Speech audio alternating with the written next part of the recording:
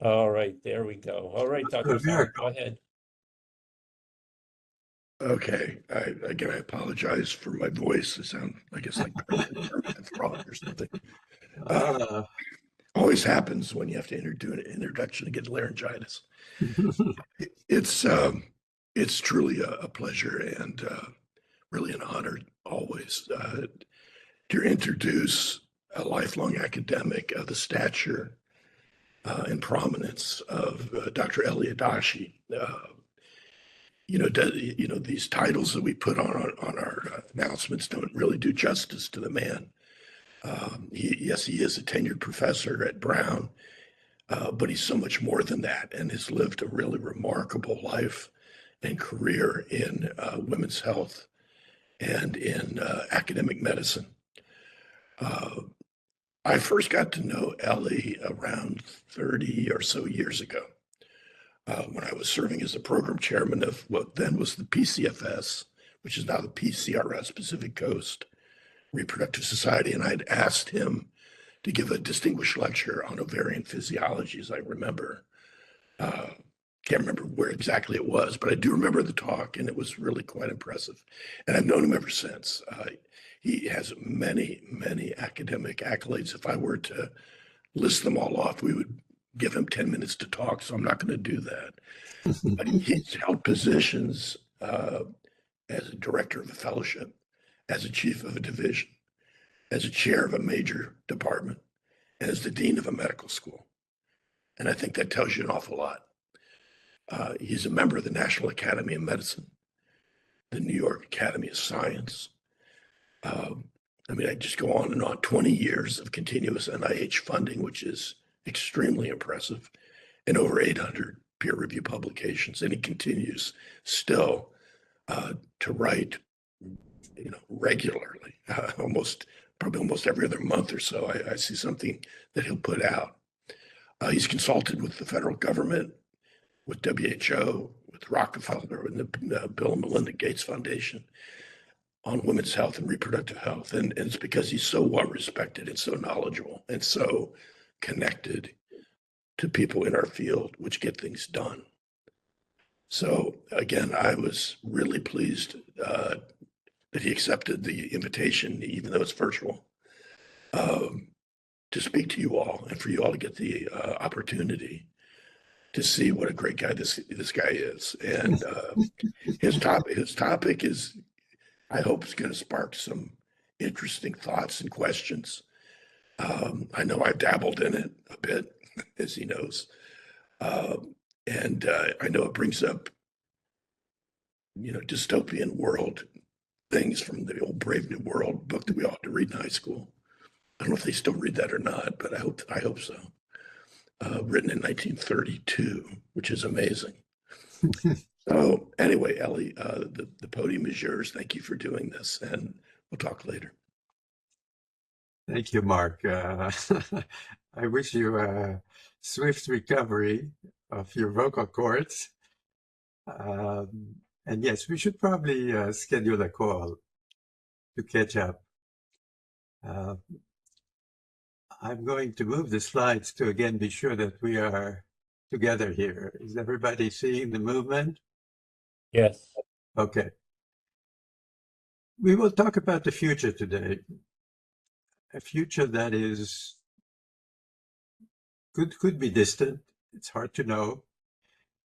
But it will, in due course, modify IVF, if not replace it. And in addition, might make it possible, very likely will make it possible, for same-sex partners to be the genetic parents of children, something that's obviously not feasible today. I have a separate lecture on that, and so today this will not receive much attention, but that's an important potential that I think is useful to recall. I recently wrote a commentary on the distinction between the in-person and the Zoom-mediated presentation. If you read it, you'll probably conclude that I support the in-person grand rounds, although I'm fighting a losing battle, needless to say, especially when it comes to significant out-of-state travel. This came about in the course of the COVID affair, but seems to be lasting now. I do have still a few in-person grand rounds, like at the University of Pennsylvania next week. But on the whole, we are switching to a virtual world. Shown in this slide is a photograph of the father of IVF, you could say, Bob Edwards, whose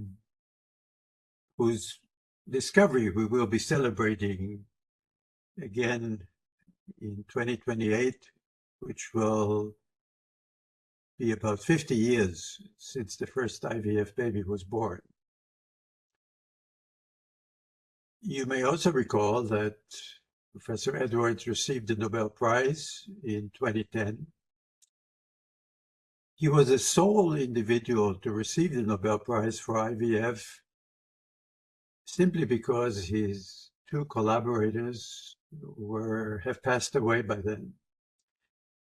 And it is the policy of the Nobel Prize Committee to award only living recipients. Sadly, Dr. Edwards himself was unwell at the time, and it was really his wife who traveled to Stockholm to receive the award on his behalf. We will speak today about the next iteration, which is known as in vitro gametogenesis, which, as I suggested, might, in time, at the very least, modify IVF, possibly replace it. It is a little difficult to pinpoint the beginning of the in vitro gametogenesis revolution, if you will. But the people who really made it happen, who, by the way, are purely and exclusively Japanese, specifically Dr. Michinori Saito, who is the last author of this paper, pointed me to this 2009 publication, although I don't think it's a very compelling example of the beginning of in vitro gametogenesis. Be that as it may, I have taken notice of this technology sometime around 2010 or so. And in 2013, when I visited Japan for a different reason, I booked a flight to Kyoto, to the University of Kyoto, and visited with Professor Saito and his close associate, who I will introduce you also to in a moment, who were virtually single-handedly making in vitro gametogenesis happen. These are the two protagonists, Professor Saito and Professor Katsuhiko Hayashi, who since then moved to Kyushu University, but at the time was working hand in hand with Professor Saito. I will mention today two paradigms, the rodent and the human paradigm, although the latter has yet to be completed. All of this really was made possible by the discovery of so-called pluripotent stem cells, be they embryonic or induced, cells that can become anything, which is a huge advance in our both scientific capabilities, but more importantly, in our clinical capabilities. You could imagine taking pluripotent stem cells and creating, let's say, amacrine neurons from them and replace those in the retina of individuals who are born without them. You can imagine the production of dopaminergic neurons who could be injected into the striatum of patients, for example, with Parkinson's disease. And you could even imagine the development of motor neurons that under certain circumstances could be injected into the spinal column and result in a paralyzed individual walking again. Now, I know all of this sounds like science fiction, and it is today. But as we look into the future, I think these are at least possibilities. And the same is true for stem cell-derived gametes. Science magazine, which, as you know, has the pulse on anything science, did not lose sight of in vitro gametogenesis and dedicated a spread to it in 2021. The New England Journal of Medicine, not to be outdone, also published a paper in 2022 titled Oocytes from Stem Cells, authored by Azim Surani from Cambridge University. The National Academy of Medicine convened a workshop, which I chaired in 2023, and it is possible that a consensus committee report will follow. That workshop lasted 2.5 days and featured well in excess of 20 speakers. It's instructive to look at what the Nuffield Council on Bioethics from the United Kingdom puts on its agenda. Now, granted, this is the bioethics of anything and everything in medicine, but it's interesting to note that under human reproduction, the very first item they mention is in vitro derived gametes.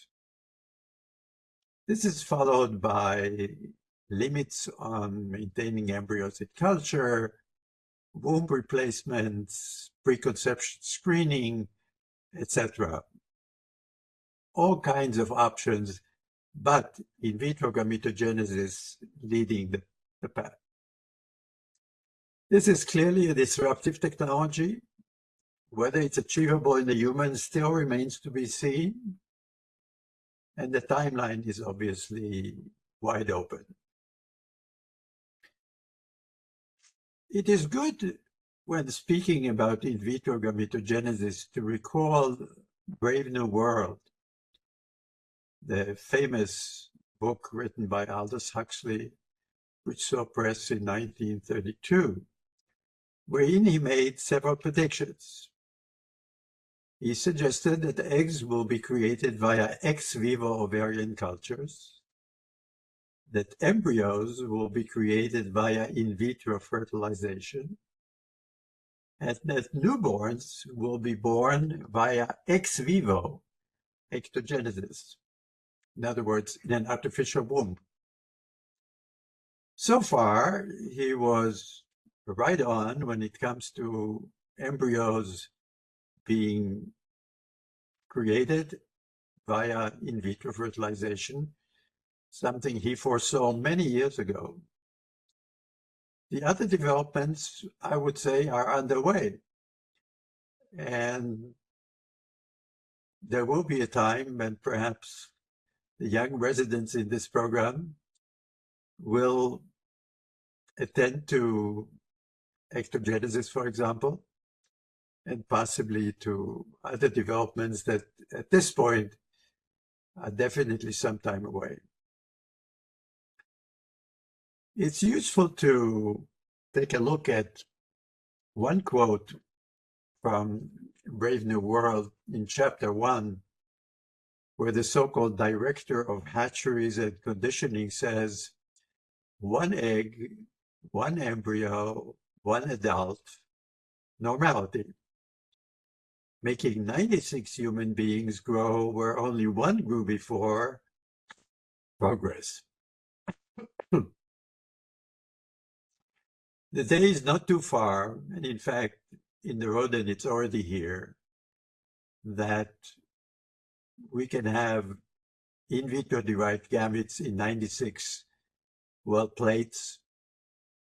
That's not true yet for the human, but is definitely by now having been achieved in the rodent. There were conceptual obstacles to the very notion of in vitro gametogenesis by dint of the so-called soma germline barrier hypothesis, the creator of which was August Weismann, professor of zoology at the University of Freiburg, who in 1893, in his book, The Germ Cell Plasm, A Theory of Heredity, argued that the germline gives rise to the soma, which is of course correct, and is immortal by dint of that, and that the soma never gives rise to the germline, which is mortal. Well, he was right for his time, of course, but the very idea of in vitro gametogenesis is that we can take a skin cell or any other somatic cell and convert it to a gamete. And that, of course, he could not imagine, nor could we. So the idea here is relying on pluripotent stem cell technologies to engage, first of all, in somatic cell nuclear transfer, which was originally discovered in 1958 by John Garden from Cambridge University in the UK, who published on the pages of Nature a paper on sexually mature individuals of Xenopus laevis from the transplantation of single somatic nuclei. What he did was take a somatic karyoplast, so a nucleus of a somatic cell, injected it into an enucleated oocyte, and produced what amounted to a zygote, which could then be developed into a blastocyst and feature an inner cell mass, from which one could derive embryonic stem cells. This is one starting material which we need to use if we want to get to in vitro gametogenesis. In 2006, a parallel technology was introduced by Shinya Yamanaka from Kyoto University, who published on the pages of Cell a paper titled Induction of Pluripotent Stem Cells for Mouse Embryonic and Adult Fibroblast Cultures by Defined Factors.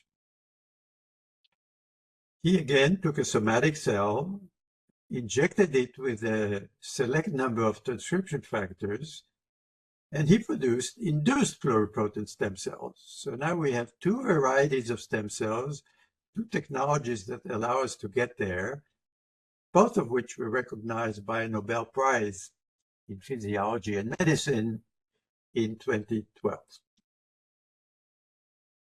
So back to where we are aiming today, in vitro gametogenesis is all about taking a somatic cell like a skin cell and then converting it to either an embryonic or induced pluripotent stem cells by the technologies I just described that were created by two Nobel laureates, and then guiding that pluripotent stem cell towards a gametogenic fate.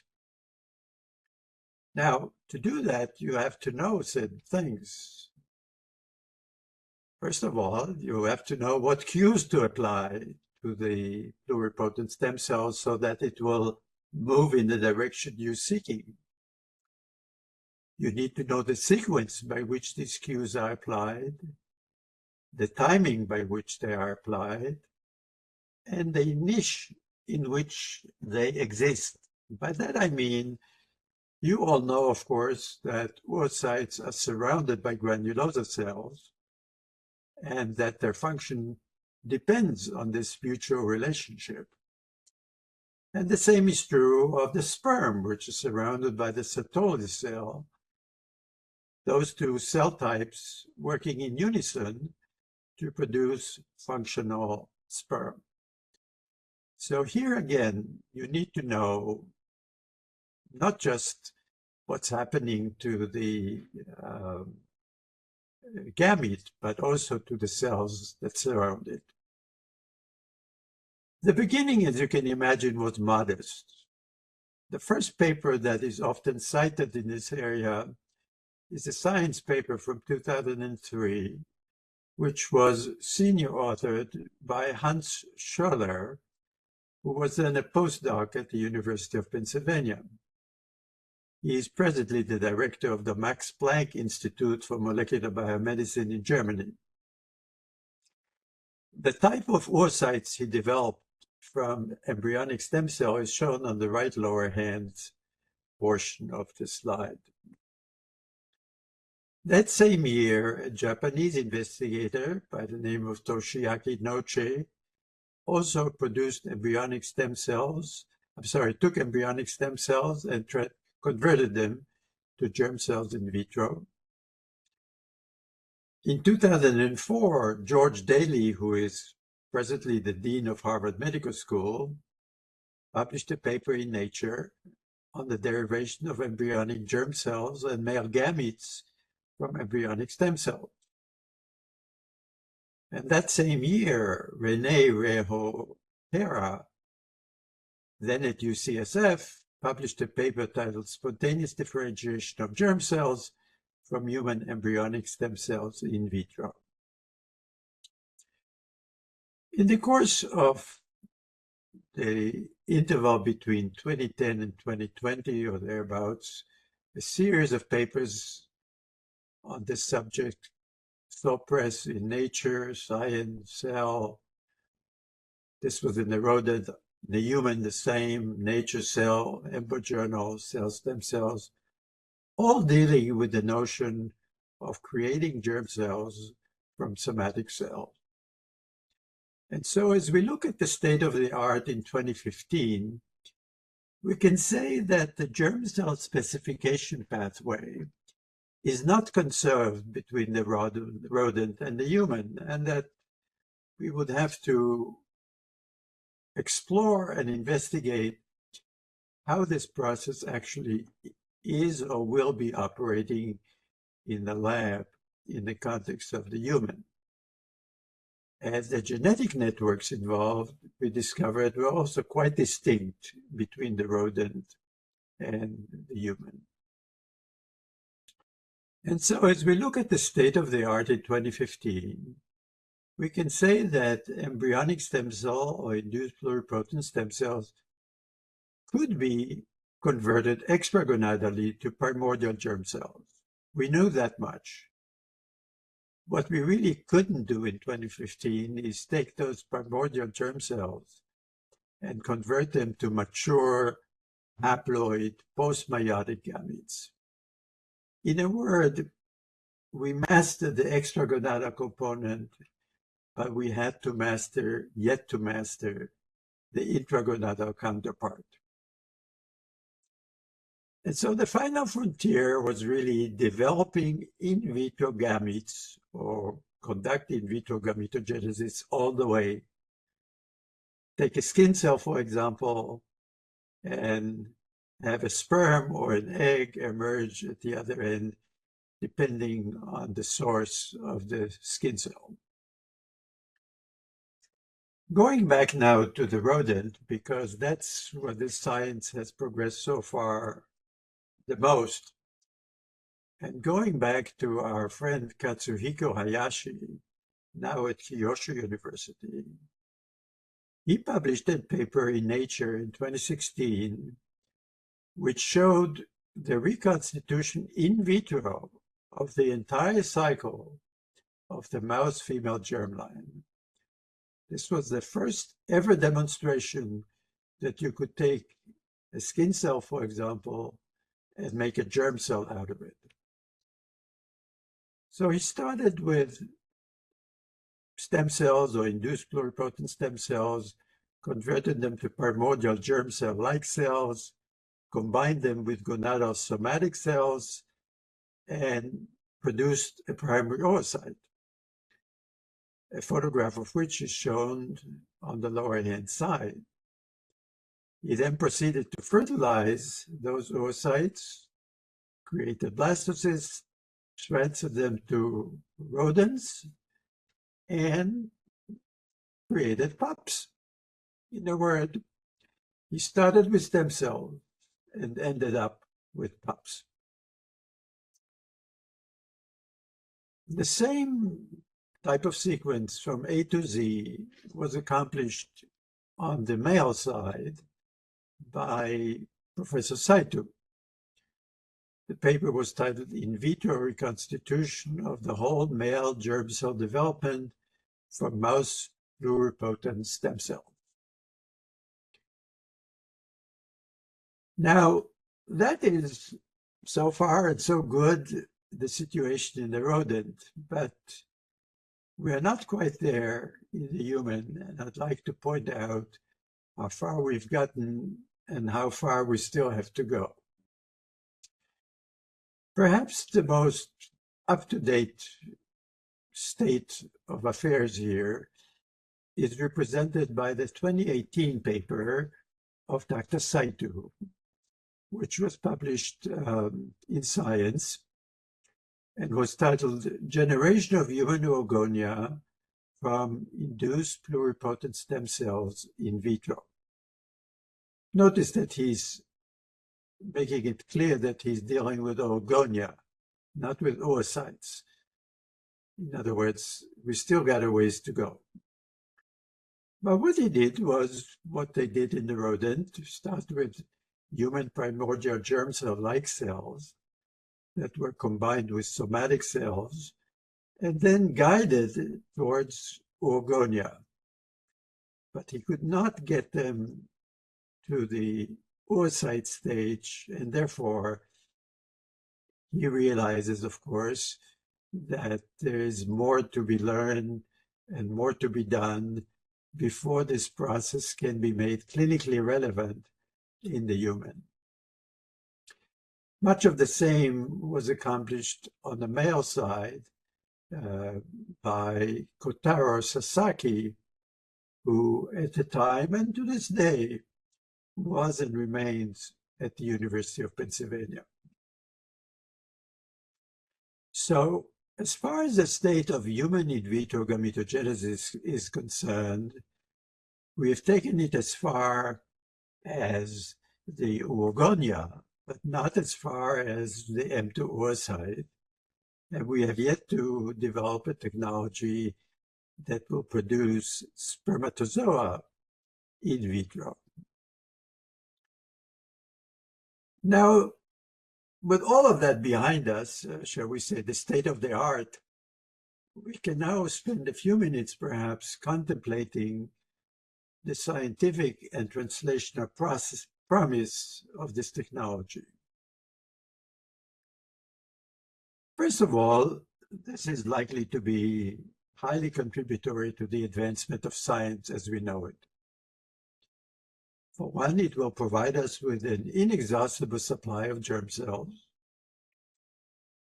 It will allow us to knock out one gene at a time if we so choose, and thereby study the function of those genes.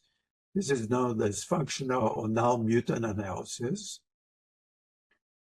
And it will allow us, for the first time effectively in vitro, to study germ-somatic cell interactions, which to this day, if we are honest about it, are somewhat nebulous, although we realize that they are indispensable. On the clinical side, this would, in principle, allow us to reverse germline cell failure. In other words, provide individuals who lack gametes for one reason or another, either inborn or perhaps later in life, due to one insult or another. We could, in principle, provide them with replacement germ cells, if you will. So we're talking about autologous gamete replacement, let's say from a skin cell source. We could also gene edit those replacements if the gametes that an individual is born with, in one way or the other, are genetically modified to a degree that is incompatible with normal conception. For example, you can think of individuals born with Turner syndrome. Could we, for example, convert those individuals into fertile counterparts? And as I mentioned, perhaps one of the most astounding breakthroughs that we may witness one fine day before too long is same-sex parenthood. And I should have said same-sex genetic parenthood, because, of course, same-sex parenthood exists today, albeit if two men are involved, then a female surrogate is clearly necessary, and so forth. And so this will be a major revision of our concepts, or the concepts we were taught when we were coming up as medical students, young physicians, etc. This is something that I would envision could happen in the course of the next decade or two, although predictions are just what they are, soft predictions, and the timelines obviously cannot be ascertained with certainty. And as I said at the beginning, IVG might also have an effect on IVF as we know it.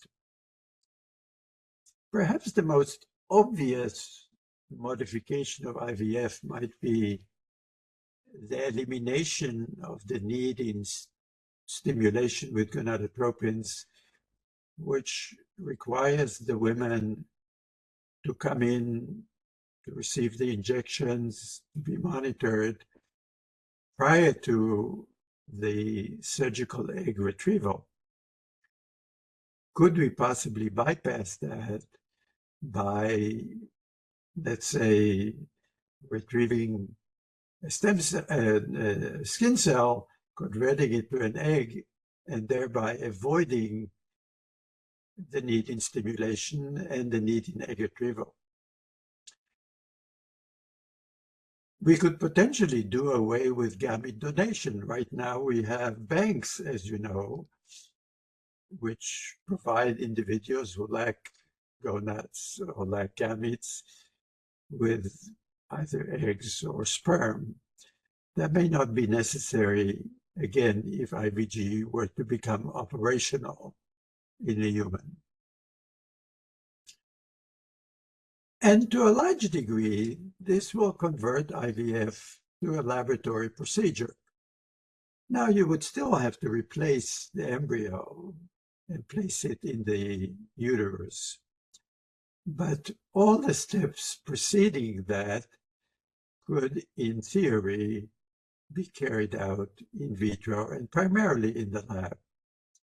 And so IVF, as we know it anyway, is likely to be markedly revised. Yes, as I mentioned, you'll need endometrial preparation and you'll need embryo transfer. But short of that, you might be in a good position to simplify the process. Will this improve affordability and thus access? Is again an open question. As you know, IVF is costly, is not affordable by everybody, and not every state has a state mandate that makes the funding of IVF somewhat more workable. We'll have to see whether that happens with IVG.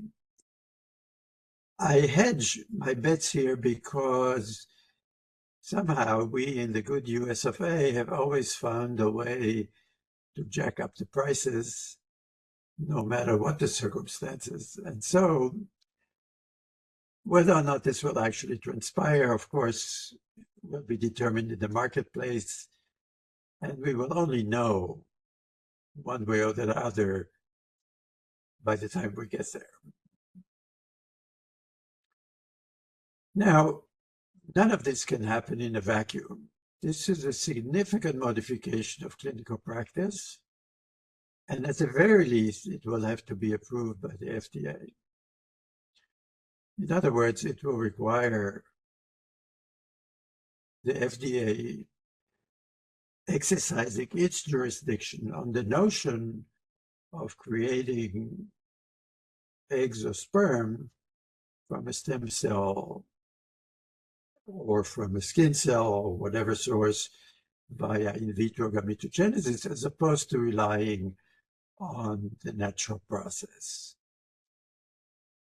The entity at the FDA that will almost certainly be the one responsible for assessing this technology is known as CBER, or the Center for Biologics Evaluation and Research, which is presently headed by Dr. Peter Marks, MD, PhD, who is seeing to it that the medications we use and many other processes we rely on have been carefully vetted and have been deemed to be safe.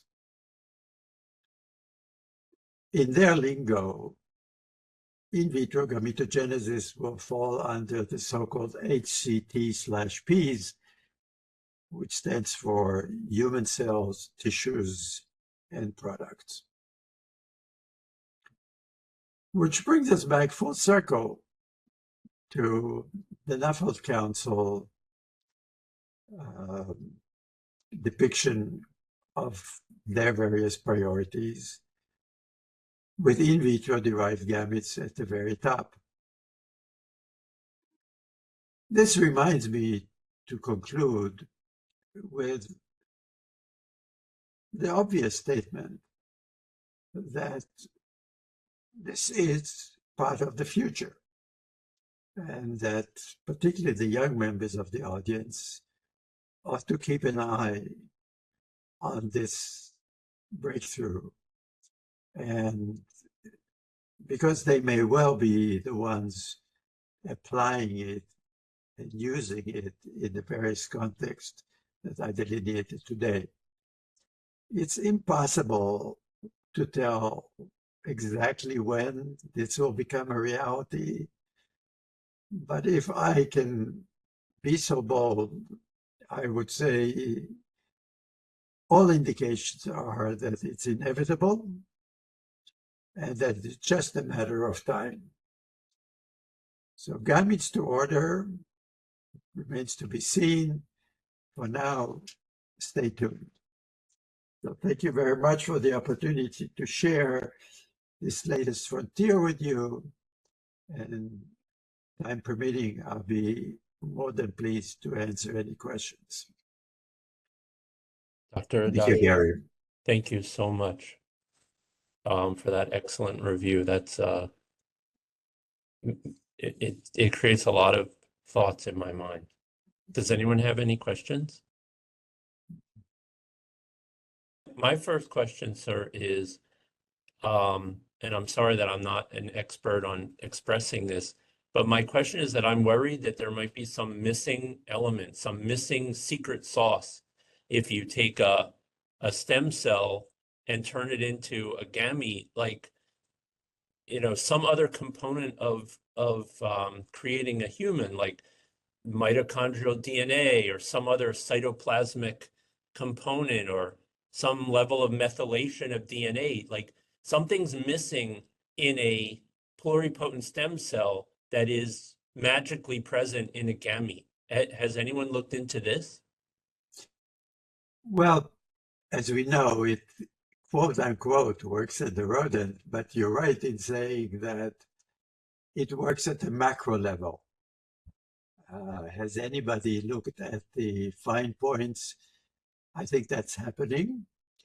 And as I mentioned, if it ever were to come to human use, it will have to pass the gauntlet of the FDA. And they have no other priority in mind than your well-being and mine. So, no, I think today I will be hard-pressed to recommend this technology to anybody other than as a technology in progress. But if and when this becomes a reality, you're absolutely right. We will have to carefully and meticulously ensure that this is perfectly safe. Hopefully, that would have been shown or will have been shown in the rodent to be so, and then later on by the FDA. So yes, there's little question but that anything and everything in these technologies that we apply to the human, we need to be absolutely positively careful. I will point out, just by way of a historic precedent, that when you look back at the history of IVF, the body that approved it in the United Kingdom was the British Parliament.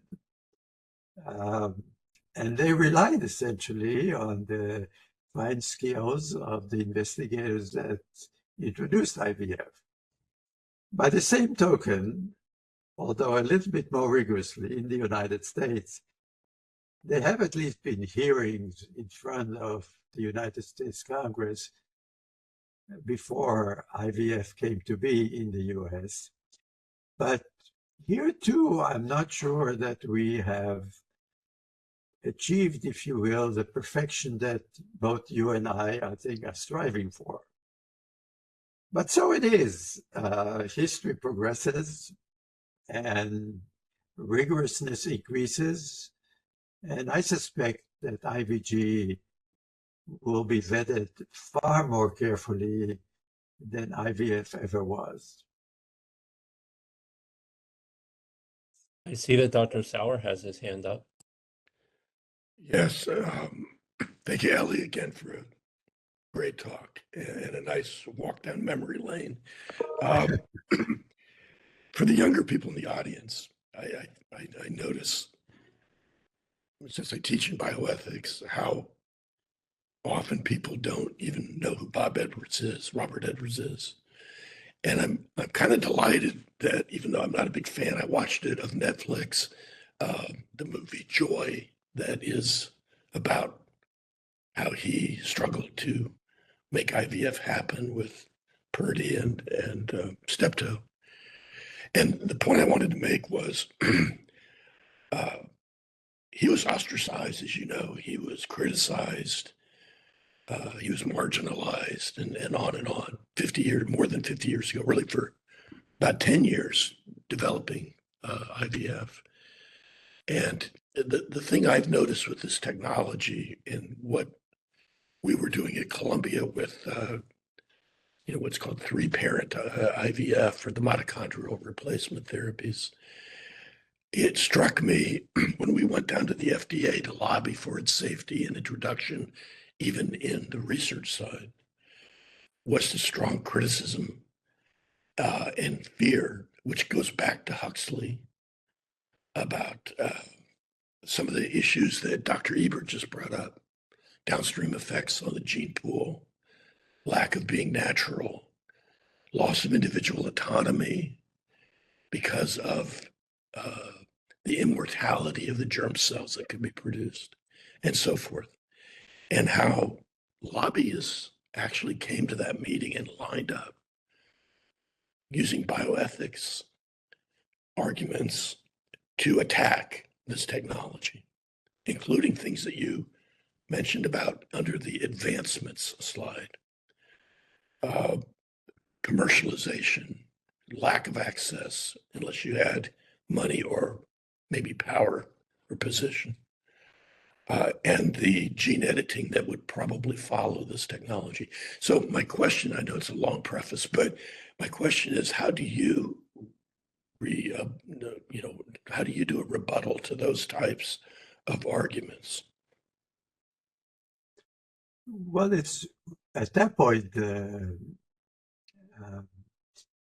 we are really down to scientific discourse and scientific rebuttals to legitimate questions. And that's what we have the FDA for. We don't want them to sign the dotted line. We don't want them to just sit there and listen. We want them to convene the best possible people in the field, hopefully not people who have a vested interest in the technology, who would honestly, carefully, and without time constraints ask every possible question and receive any conceivable answer before they sign on the dotted line. I agree completely with what you said about Edwards and about mitochondrial replacement therapy. Still, you know, amongst the, I think one would have to say, I think you'd agree with that, that amongst the novelties that are being introduced by science, reproductive novelties tend to receive the most attention. Human sensitivity when it comes to reproduction is very high. Not that heart replacement is in any way a trivial undertaking, but it's a far less loaded organ than is the ovary or the testes. And it's far less loaded function than reproductive function. So when it comes to reproduction and to the fact that that's where the perpetuation of the species transpires, etc., I would like to hope, and I believe it is the case, that the FDA looks long and hard, and the people who submit the application long before that look long and hard to make sure that whatever we are proposing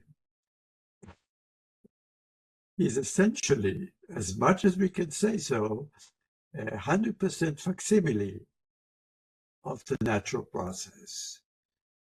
There are no shortcuts here allowed. We cannot skip steps. The children that are born are ultimately our responsibility.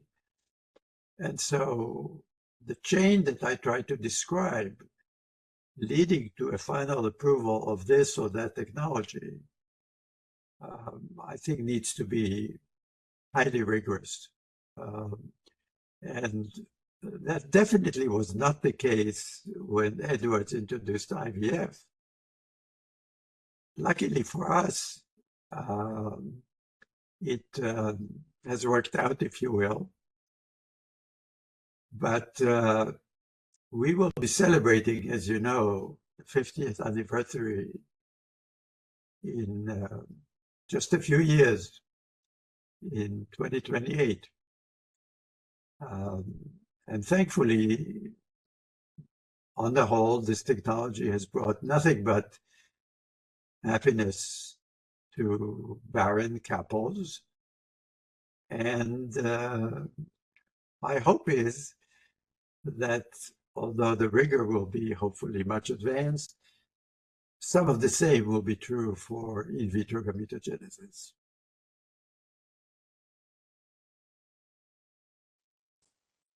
Another question for you.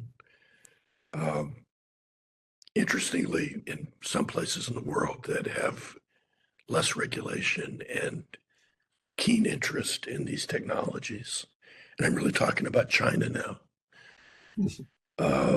they could care less about all of our debates, and they seem to move these technologies forward very rapidly and with less rigorous oversight. Are you aware of any of this type of work being done in places that maybe are off the radar? No, thank you, Mark. On in vitro gametogenesis, I would say, first of all, it's almost exclusively a Japanese undertaking. It is rather striking, surprising, almost shocking that there is very little, if any, activity in the United States. In the 2.5-day workshop that I chaired at the National Academy of Medicine, there were American speakers, but they did not, as a rule, address the biology. Now, I should say, there is a commercial outfit in Silicon Valley that is moving ahead with this idea. And so the likelihood is that we will see something commercial happening before too long. And of course, only the FDA will end up seeing the rigor of the work that may or may not have been done. But as far as open research, peer-reviewed research, published work, it's essentially exclusively Japanese in origin to this day.